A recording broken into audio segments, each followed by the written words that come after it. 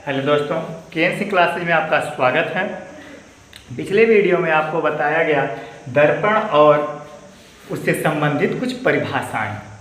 अब आपको एक नए वीडियो में, इस वीडियो में आपको गोली दर्पण से प्रतिबिंब बनने के नियम के बारे में आपको बताया जाएगा तथा उस गोली दर्पण संबंधित गोली दर्पण संबंधित प्रतिबिंबों के द्वारा अवतल और उत्तल के संबंधित आपको डायग्राम के द्वारा नए नए आरेख का प्रतिबिंब प्रदान होगा।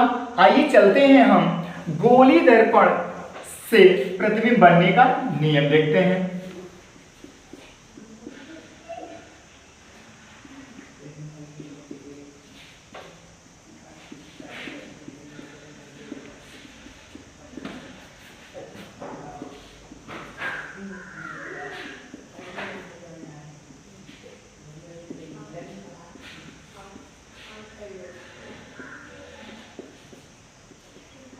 नियम तो इससे संबंधित बाबू जो होता है प्रतिबिंब बनने का नियम निम्नतः 3 होते हैं। नंबर 1 होता है प्रथम नियम। यह होता है, इसे इंग्लिश में फर्स्ट लॉ बोलते हैं। कहता है बाबू प्रथम नियम कि जब दर्पण से प्रकाश की किरणें मारी जाती हैं तो मुख्य अक्ष के समांतर हो जाती हैं, तो परावर्तन के पश्चात मुख्य फोकस से होते हुए निकलती हैं या होकर गुजरती हैं। उसे हम क्या कहते हैं? प्रथम नियम। जैसे चित्र में आपकी दर्शाया गया बाबू,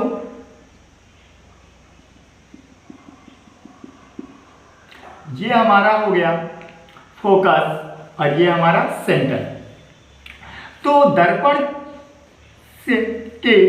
दर्पण के मुख्य अक्ष के समांतर, हमने मुख्य अक्ष के समांतर आरेख खींच दिया। अब आरेख के खींचने के बाद परावर्तन के पश्चात ये क्या होता है? फोकस से होते हुए निकल गई। तो इसे प्रतीत होता है हमारा प्रथम नियम कि मुख्य अक्ष के समांतर परावर्तन के पश्चात मुख्य फोकस से होते हुए क्या करती है?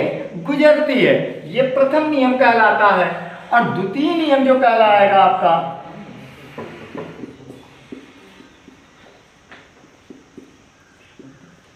द्वितीय नियम, इसे बोलते हैं हम सेकंड लॉ। तो द्वितीय नियम होता है जब प्रकाश की किरणें फोकस से गुजारी जाती हैं तो मुख्य अक्ष की क्या होती हैं? समांतर निकलती हैं। किससे होकर निकलती हैं? मुख्य अक्ष के समांतर होती हैं। जैसे चित्र के द्वारा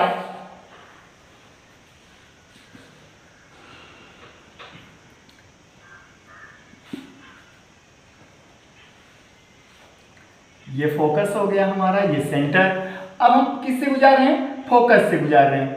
अगर हम फोकस से गुजारते हैं तो फोकस से होते हुए मुख्य अक्ष की क्या होती है? गुजरती है। तो मुख्य परावर्तन के पश्चात मुख्य अक्ष के समांतर निकल जाती है। ये हो गया हमारा द्वितीय। कहता है जब प्रकाश की किरणें मुख्य फोकस से गुजारी जाती हैं तो परावर्तन के पश्चात मुख्य अक्ष के समांतर हो जाती हैं। उसे हम द्वितीय नियम कहते हैं। तृतीय नियम, तीसरा जो नियम होता है,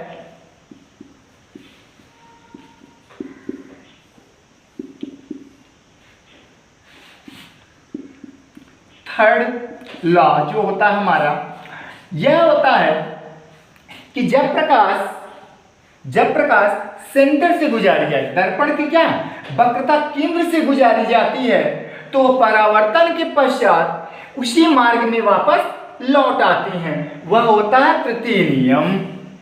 जैसे चित्र के द्वारा हम बता रहे हैं आपको, पहले हमने क्या किया?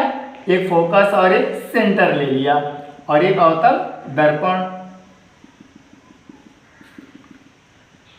अब हमने क्या किया?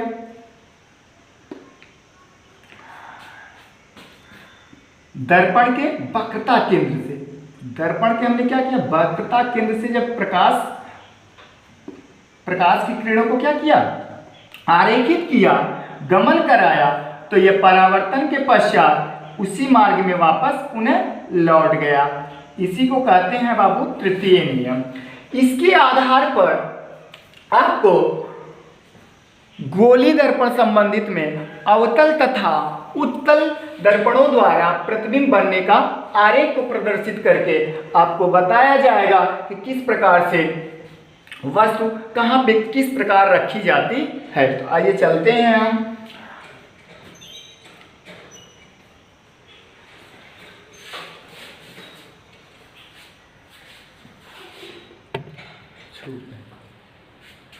अब हम गोली दर्पण संबंधित प्रतिबिंबों का बनना देखते हैं बाबू। तो यहाँ पे अगला जो डिफिनेशन है यह है आपका बहुत ही आनंददायक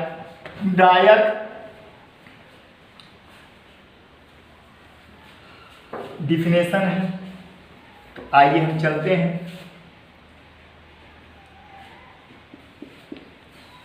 गोलीय दर्पण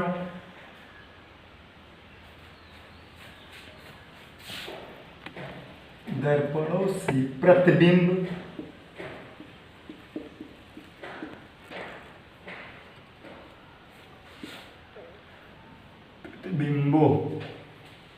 का बनना। तो गोली दर्पणों से प्रतिबिंबों का बनना, गोली दर्पणों से प्रतिबिंबों का बनना निम्नतः दो नियमों पर आधारित होता है, एक अवतल और दूसरा उत्तल पर, जिसे हम कॉन्केव और कन्वेक्स बोलते हैं। तो चलते हैं पहले हम, पहला जो नियम होता हमारा वह होता है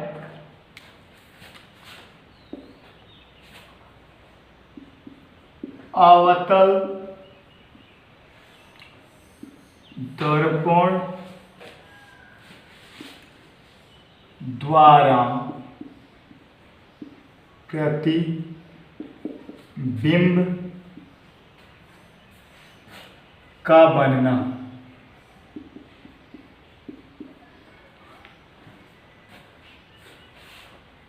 अवतल दर्पण द्वारा प्रतिबिंब का बनना जो होता है वह निम्नतः भिन्न भिन्न वस्तुओं के आकार पर निर्भर करता है। अर्थात यदि वस्तु छोटा या अनंत दूरी पर रखी जाती है तो उसका प्रतिबिंब कैसा बनता है। आइए हम चलते हैं, देखते हैं।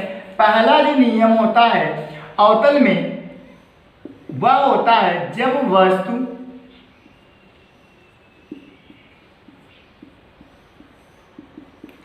अनंत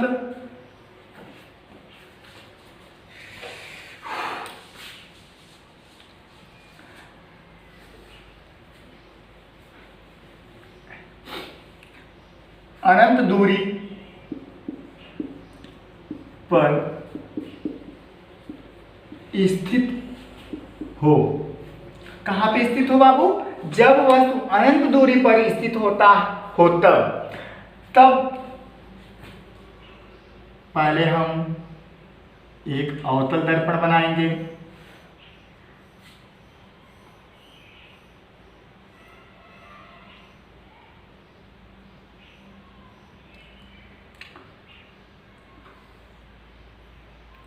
P, C और F। अब जब हम वस्तु को अनंत पर रखते हैं, मान लीजिए हमने अनंत मान लिया यहाँ पे, तो A और B वस्तु को क्या मानते हैं बाबू? हम A और B मानते हैं। तो यदि हम जब पहली आरेख कहाँ से गुजारते हैं? फोकस से। तो आपको अभी बताया गया कि मुख्य अक्ष के क्या होती हैं? समांतर निकल जाती हैं। किससे होती निकलती हैं बाबू? मुख्य अक्ष के समांतर निकल जाती हैं। और जब हमारा दूसरा आरेख गुजारा जाता है सेंटर से, किससे गुजारा जाता है? सेंटर से जब गुजारा जाता है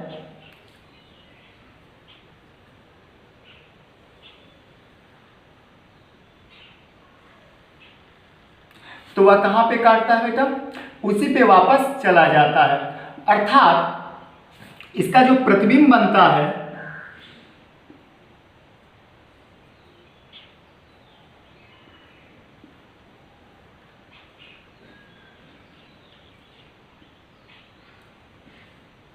यह होता है आपका फोकस तल पर।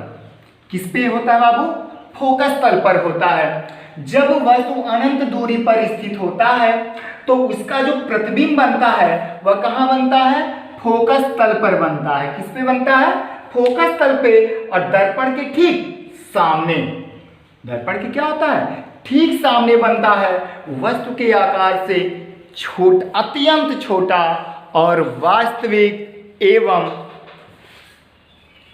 उल्टा। क्या बनता है? वास्तविक एवं उल्टा बनता है। और इसे पर्दे पर हम क्या करते हैं? ले सकते हैं। इसे शॉर्ट में लिखते हैं, जब वस्तु इनफाइनाइट पे होता है, इनफाइनाइट पे, तब इसका प्रतिबिंब जो बनता है बाबू हमारा, वह मुख्य फोकस तल में वस्तु के आकार से अत्यंत छोटा वास्तविक उल्टा और इसे पर्दे पर लिया जा सकता है। पहला हो गया।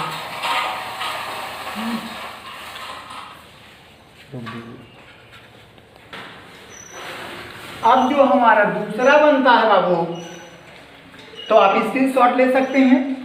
अब इसके बाद हमारा जो दूसरा बनता है, वस्तु जब अनंत तथा वक्रता केंद्र के बीच में स्थित होती है, तो कहाँ पे स्थित होती है?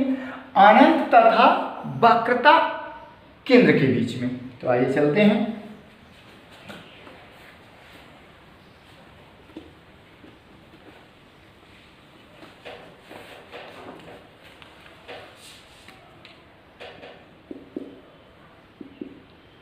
जब वस्तु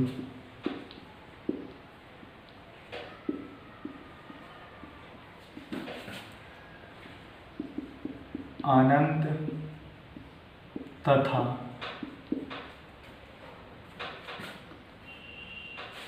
वक्रता केंद्र के बीच स्थित हो,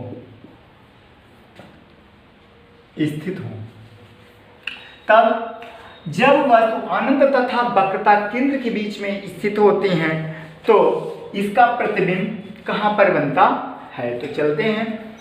पहले तो सर्वप्रथम हम क्या करते हैं बाबू? एक अवतल दर्पण लेते हैं और इस अवतल दर्पण पे हमने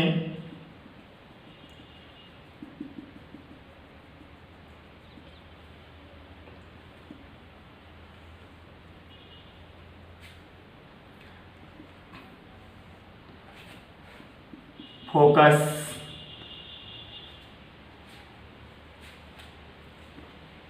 सेंटर, और हमने क्या किया? वस्तु को अनंत पर रख दिया। कहाँ पे रख दिया? अनंत तथा सेंटर के बीच में।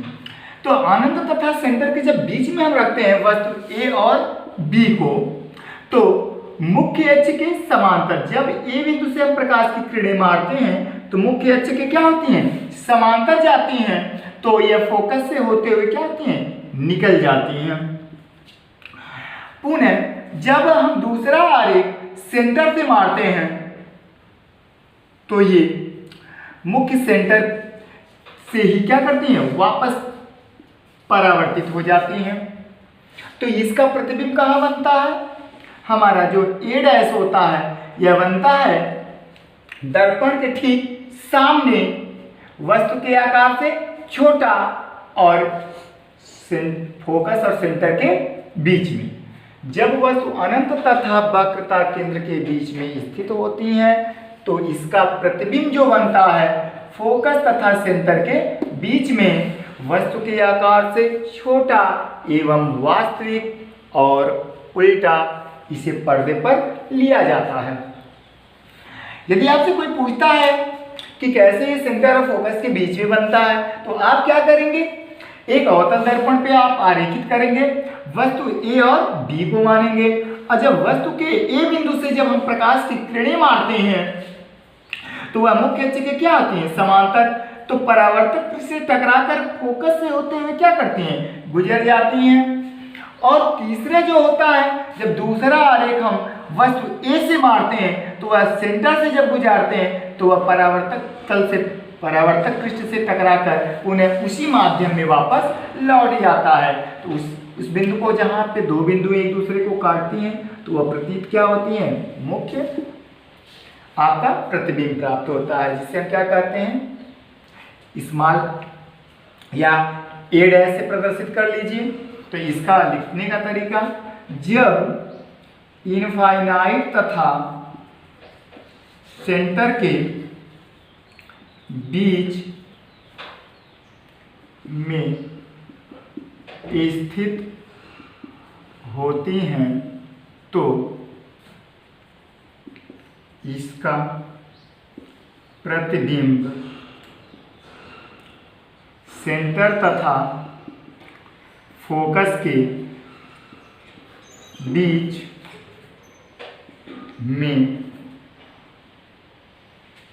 में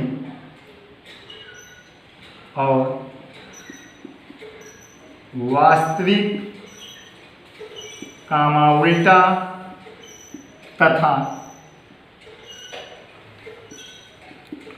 दर्पण के ठीक सामने छोटा बनता है। कहाँ पे बनता है बाबू, इनफाइनाइट सेंटर के बीच में अगर स्थित होता है इसका वस्तु, तो इसका प्रतिबिंब कहाँ बनता है, सेंटर तथा फोकस के बीच में, और वास्तविक उल्टा तथा दर्पण के ठीक सामने छोटा बनता है। क्या बनता है, छोटा बनता है। इसी प्रकार से अब जो तीसरा है इसका पॉइंट, वह है जब वस्तु वक्रता केंद्र पर स्थित होता है। कहाँ पे स्थित हो बेटा, वक्रता केंद्र पर।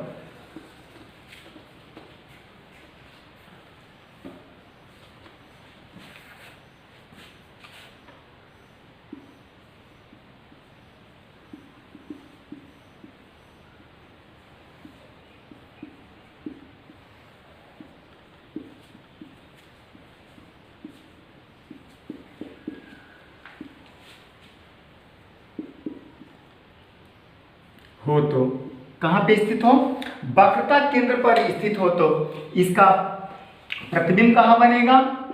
तो बाबू सर्वप्रथम हमने क्या, सबसे आसान तरीका, जब वक्रता केंद्र पर स्थित होगा तो उसका प्रतिबिंब कहाँ बनेगा, मुख्य सेंटर के ही तल पर बनेगा। कहाँ पे बनेगा, मुख्य सेंटर पे। जैसे कोई आपसे कहता है कि आप जो आपका प्रतिबिंब होता है अगर मुख्य सेंटर पे रखा जाता है तो उसका प्रतिबिंब किस आकार का बनता है, तो आप क्या बताते हैं, अगर सेंटर पे रखा जाता है तो सेंटर पे ही बनता है, क्योंकि वह वस्तु का जितना बड़ा वस्तु रहेगा उतना बड़ा उसका प्रतिबिंब रहेगा। तो चलते हैं, देखते हैं।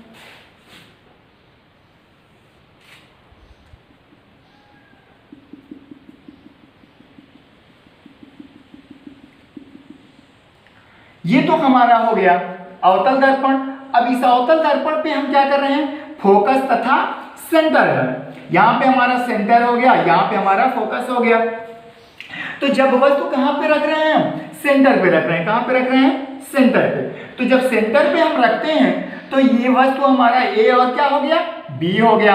अब यहाँ से हम जब प्रकाश की किरणें आरेखित करते हैं तो मुख्य अक्ष के समांतर जाती हैं। अब परावर्तक पृष्ठ से टकराकर मुख्य फोकस से होते हुए क्या होती हैं, निकल जाती हैं। अब हमारा जो दूसरा आरेख होगा वह कहां से जाएगा, मुख्य फोकस से होते हुए जाएगा। कहां से होते जाएगा, मुख्य फोकस से होते हुए गया। अब ये जब मुख्य फोकस से जब जाता है कोई वस्तु तो कहां से होके जाता है, परावर्तक पृष्ठ से मुख्य अक्ष के समांतर निकल जाता है। ये कहां होके जा रहा है बाबू, आपका सेंटर। तो यहाँ सेंटर तल पे हमारा क्या बना, प्रतिबिंब बना। यहाँ पे आपका क्या काटा, प्रतिबिंब काटता है। तो ये तो पता आरेखित तो होता है बाबू आपका कि यदि मुख्य सेंटर पर अगर कोई वस्तु रखी जाती है तो उसका प्रतिबिंब कहाँ बनता है, मुख्य सेंटर तल पर ही बनता है। जितना बड़ा वस्तु रहेगा उतना बड़ा उसका क्या रहेगा, प्रतिबिंब रहेगा। तो इसलिए इससे लिखते हैं इसका प्रतिबिंब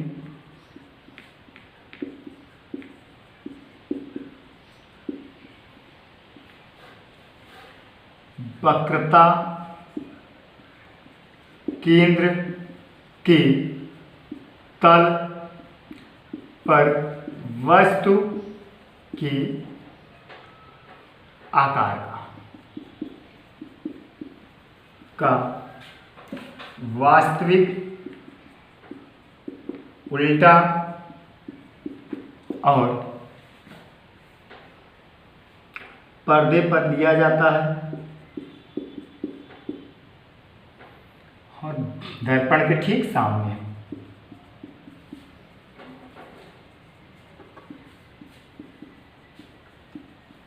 अर्थात क्या है बाबू, अगर हम वस्तु को सेंटर पे रखते हैं तो ये कहाँ पे बनता है, सेंटर के तल पर बनता है। और क्या सेंटर के तल में होता है जब स्थित तो वास्तविक बनता है, उल्टा बनता है और पर्दे पर इसे लिया जा सकता है और दर्पण के ठीक सामने बनता है। इसी प्रकार से जो चौथा कंडीशन होता है वह होता है दर्पण तथा दर्पण के वक्रता केंद्र और फोकस के बीच में यदि वस्तु को स्थित किया जाता है तो उसका प्रतिबिंब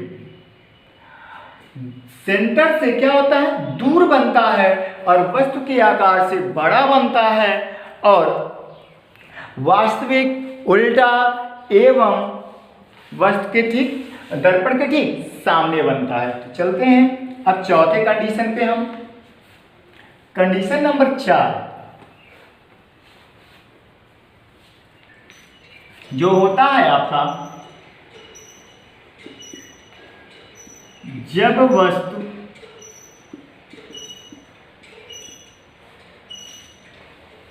वक्रता केंद्र तथा मुख्य फोकस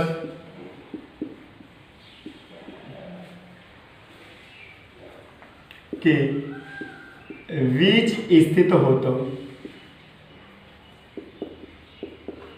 तो इसका प्रतिबिंब कहां पर बनेगा।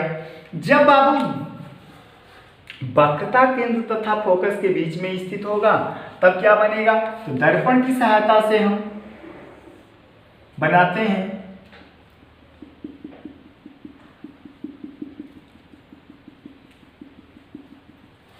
अब हमने क्या किया, एक फोकस, ये सेंटर।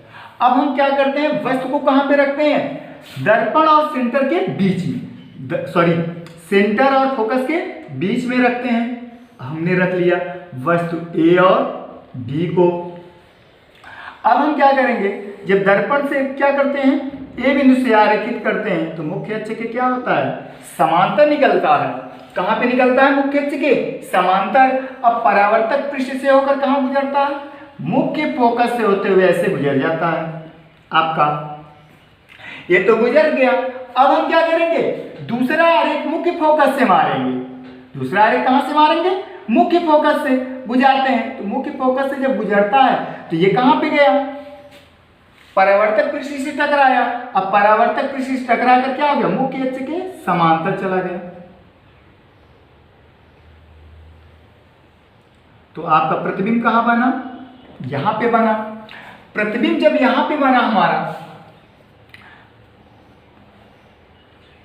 यहां बना आपका प्रतिबिंब जब, तो ये आपका क्या कहलाया बाबू, प्रतिबिंब। कहां से कितनी दूर बन रहा है, सेंटर से दूर बना रहा। हमने आपको बताया क्या कि मुख्य सेंटर से क्या बनाता है, दूर बनाता है हमारा प्रतिबिंब और दर्पण के ठीक सामने। तो अर्थात इससे लिख सकते हैं इसका प्रतिबिंब मुख्य, या लिख सकते हैं वक्रता केंद्र से दूर वक्रता केंद्र से दूर वस्तु के आकार से बड़ा और वास्तविक उल्टा और दर्पण के ठीक सामने, दर्पण के ठीक सामने इसे पर्दे पर लिया जा सकता है। इसका प्रतिबिंब कहाँ बना रहा है? वक्रता केंद्र से ठीक क्या है? दूर बना रहा है, वस्तु के आकार से बड़ा। यदि वस्तु छोटा है तो इसका आकार क्या हो रहा है? बहुत बड़ा बना रहा है, और वास्तविक और उल्टा और दर्पण के ठीक सामने। इसी प्रकार से आपका पांचवा और छठवां कंडीशन है। तो चलते हैं पांचवें कंडीशन के बारे में। अब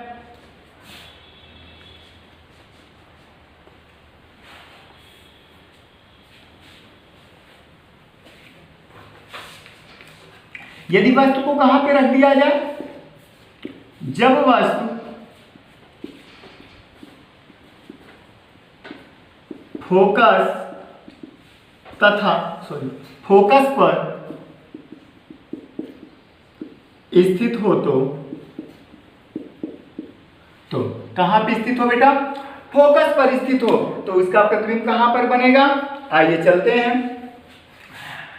जब हमारा वस्तु फोकस पर रख दिया जाए, कहां पर रख दिया जाए? फोकस पर रख दिया जाए,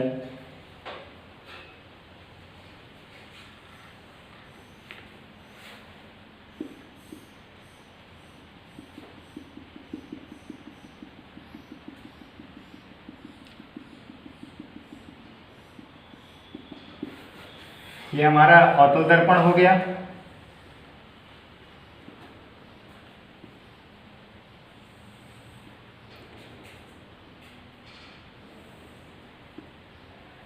ये हमारा फोकस हो गया। अब वस्तु कहां पे रखने के लिए कह रहा? फोकस पे रखने के लिए कह रहा। यहां पे रखने के लिए कह दिया तो हमने फोकस को रख दिया। ये वस्तु को ए और बी के नाम से नामकरण कर दिए। अब हम क्या करेंगे? फोकस से हुए थे जब प्रकाश की किरणें एक किरणें जब मारते हैं तो ये मुख्य अक्ष के क्या होता है? समांतर जाता है। तो परावर्तक पृष्ठ से टकरा कर क्या होता है? मुख्य फोकस से होते हुए ये गुजरता है। हमने इसको गुजार दिया। अब हमारा जो दूसरा आरेख होता है वह कहां होता है? अब इसी प्रकार से ये बढ़ता हुआ चला जाएगा। तो हमने इसको क्या कर दिया? यहां पे ऐसे बढ़ाते हुए निकाल दिया। अब ये कहता है कि किस तरफ। अब तब हमारा आता है बाबू कि अब हमारे कहां से मारते हैं? तो आरेख हम क्या मारते हैं? सेंटर से मारते हैं। कहां से मारते हैं? सेंटर से। तो यहां से अगर हम इसको परावर्तित करते हैं तो ये ऐसे जाके दर्पण को क्या करता है?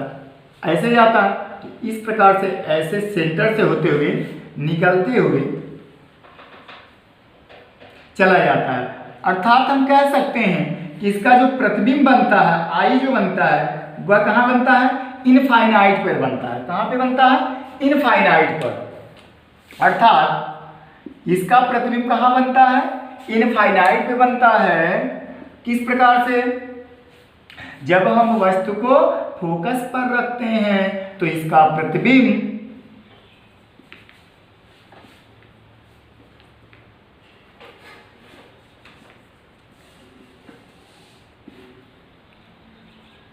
वस्तु प्रतिबिंब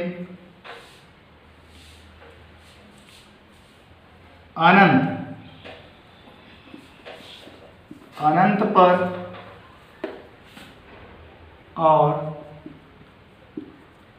वस्तु के आकार से अत्यंत बड़ा, बहुत बड़ा, जिसका हमें अनुमान नहीं लगा सकते हैं कि कितना बड़ा वह बनेगा। और वो भी क्या? वास्तविक बनता है, उल्टा बनेगा। और इसे पर्दे पर लेना संभावित होता है, इसे हम ले सकते हैं। ये आपका हो गया क्या? पांचवा कंडीशन। लास्ट कंडीशन आपका जो है वह है बाबू, जब वस्तु को दर्पण तथा फोकस के बीच में स्थित करते हैं तो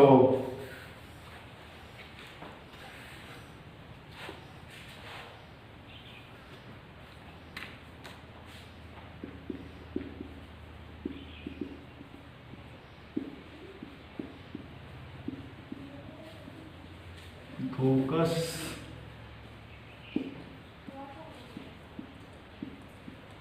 तथा दर्पण के बीच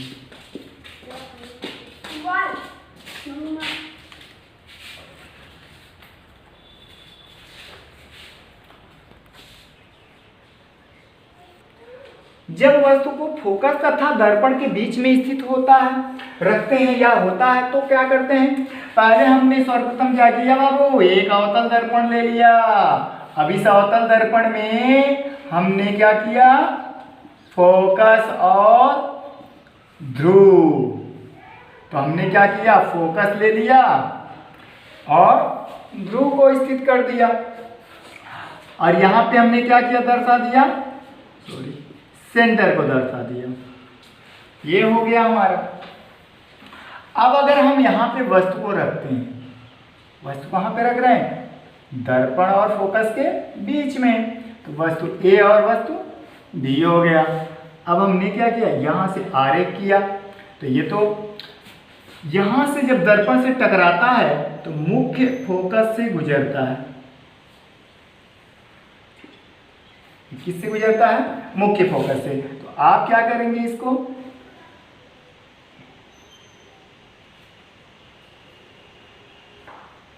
ठीक सेंटर से मुख्य फोकस से गुजारेंगे। और जब हम मुख्य फोकस से गुजारते हैं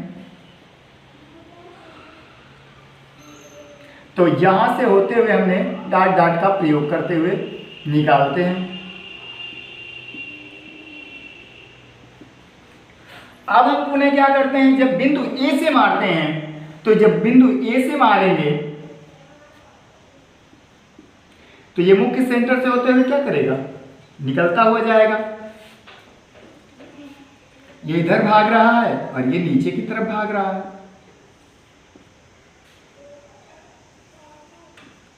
ये नीचे की तरफ, ये ऊपर की तरफ भाग रहा है। तो यहां पे हमने क्या किया, दर्पण के ठीक पीछे एक डॉट डॉट का प्रतीक बनाते हुए हमने इमेज को यहां मिल गया। तो ये इमेज कहां मिला, आपका प्रतिबिंब कहां मिल रहा, दर्पण के ठीक पीछे। कहां मिल रहा, पीछे मिल रहा है। और वस्तु के आकार से बड़ा बन रहा है। वस्तु के आकार से क्या बन रहा है, बड़ा बन रहा है।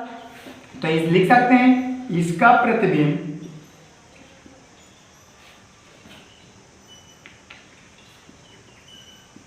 बिंब दर्पण के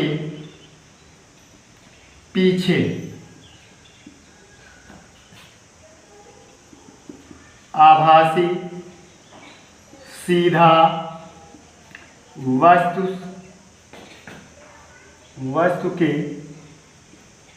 आकार से बड़ा, वस्तु के आकार से बड़ा बनता है। तो इससे समझ में आया, जब वस्तु को फोकस तथा दर्पण के बीच में स्थित करते हैं तो इसका प्रतिबिंब कहाँ बनता है, ठीक दर्पण के ठीक पीछे बनता है। और क्या बनता है, वस्तु के आकार से बड़ा बनता है, आभासी बनता है। अर्थात हम कल्पना कर सकते हैं कि इसका प्रतिबिंब कहाँ बनेगा, दर्पण के ठीक पीछे। अर्थात अब यही हम प्रक्रिया क्या करते हैं, इसका एग्जाम्पल सीधा सा ले लें। यदि दर्पण कोई ले लेते हैं और वस्तु को रख लीजिए। अगर वस्तु को दर्पण से काफ़ी दूर रखते हैं तो उसमें देखते हैं कि जो उसका प्रतिबिंब बनता है बहुत छोटा बनता है। और जिस वस्तु को दर्पण के पास लाते हैं उसका प्रतिबिंब उतना बड़ा ही बनता जाता है। इसी प्रकार से जब दर्पण के ठीक नज़दीक वस्तु को रख देते हैं तो उसका प्रतिबिंब में इमेजिंग करना पड़ता है, मतलब मानना पड़ता है कि कहीं कहीं उसका बनता होगा। अर्थात इससे आप इसका प्रयोग आप स्वयं कर सकते हैं कि घर में किसी अलमारी अलमारी जो दर्पण लगा होता है अलमारी में, उसके ठीक सामने अगर हम दूर खड़े होते हैं तो देखते हैं हमारा जो प्रतिबिंब होता है वह पास आने पर हमारा क्या बनता है, बहुत बड़ा बन जाता है। और जब दूर रहते तो उसका प्रतिबिंब क्या होता है, छोटा बन जाता है। जब एकदम पास चले जाते हैं तो देखते हैं उसका प्रतिबिंब उसके ठीक पीछे ऐसा एहसास करते हैं कि बनता है। बस आज के लिए बस इतना ही। अब कल में आपको नए वीडियो उत्तल दर्पण संबंधित रहेगा और अवतल दर्पण संबंधित FUV में संबंध आपको पढ़ाएंगे। कल के लिए बस।